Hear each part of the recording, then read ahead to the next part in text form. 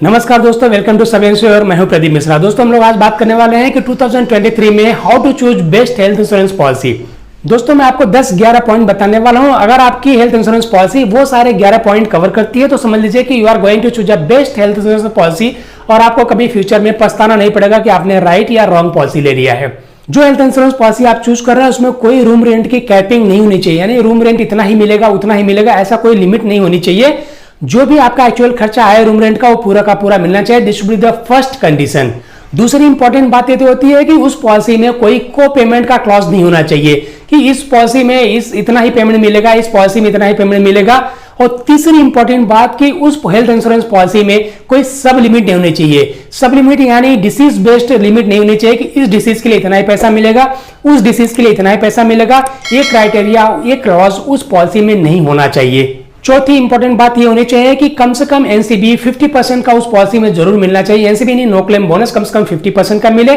और पांचवी इंपॉर्टेंट बात ये है कि कम से कम उसमें 100% का रिस्टोरेशन बेनिफिट मिलना चाहिए। अगर उस पॉलिसी में 100% का रिस्टोरेशन और 50% का नो क्लेम बोनस मिलता है तो this could be a better policy for yourself. छठवीं कंडीशन कि उस पॉलिसी में अगर कोई पीडी होता है तो उस पीडी के कवरेज के लिए कम से कम पीरियड होना चाहिए।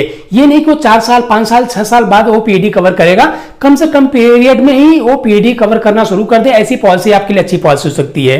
सातवां कंडीशन ये हो सकता है कि प्री एंड पोस्ट हॉस्पिटलाइजेशन लंबे समय के लिए हो, यानी कम से कम 60 दिन का और 90 दिन का प्री और पोस्ट हॉस्पिटलाइजेशन उस पॉलिसी में कवर होना चाहिए। कोई भी आजकल बीमारी होती है इतना टाइम ले ही लेती है तो बेटर होना चाहिए कि कम से कम 60 और 90 दिन का प्री और पोस्ट हॉस्पिटलाइजेशन उस पॉलिसी में कवर हो।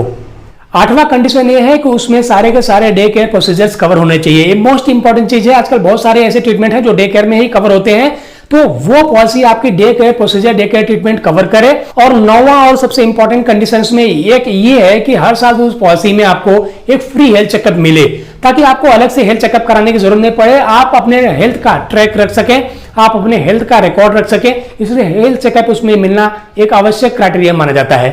10वीं इंपॉर्टेंट बात, आजकल बहुत सारे यंगस्टर्स जागरूक हो गए हैं और यंगस्टर्स को पॉलिसी लेना भी बहुत ज्यादा जरूरी हो जाता है, भले उनकी कॉर्पोरेट से पॉलिसी होती है।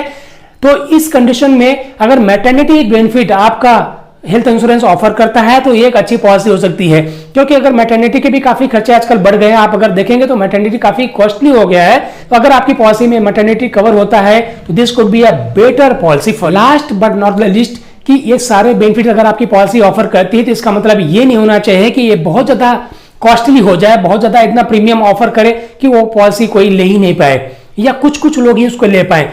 It should be at par, यानी उसका प्रीमियम भी बहुत ज्यादा नहीं होना चाहिए, अफोर्डेबल होना चाहिए, फिजिबल होना चाहिए सबके लिए कि सब लोग ये पॉलिसी आराम से ले पाए। अगर इतने सारे बेनिफिट्स आपके पॉलिसी में मिलते हैं तो ये पॉलिसी एक आइडियल पॉलिसी हो सकती है। इसमें ऑलमोस्ट सब कुछ कवर हो जाएगा, आपके मेडिसिन के बिल, आपके खर्चे जो भी होते हैं सारा कवर होता है। तो अगर आप कोई हेल्थ इंश्योरेंस पॉलिसी 2023 में देख रहे हैं तो आप जरूर चेक करें कि ये सारे क्राइटेरिया आपकी पॉलिसी में मैच हो रहे हैं या नहीं। अगर ये सारे क्राइटेरिया आपकी पॉलिसी में फिट हो रहे हैं तो definitely it could be a better policy for you. ये जानकारी आपको कैसी लग रही है हमें भी कमेंट करके बताएं, और अगर काम का वीडियो है तो लोगों तक इसको पहुंचाएं भी। आज के इस वीडियो में बस इतना ही। जल्दी हम आपसे दूसरे वीडियो में मिलेंगे, तब तक के लिए थैंक यू सो मच, बहुत बहुत धन्यवाद।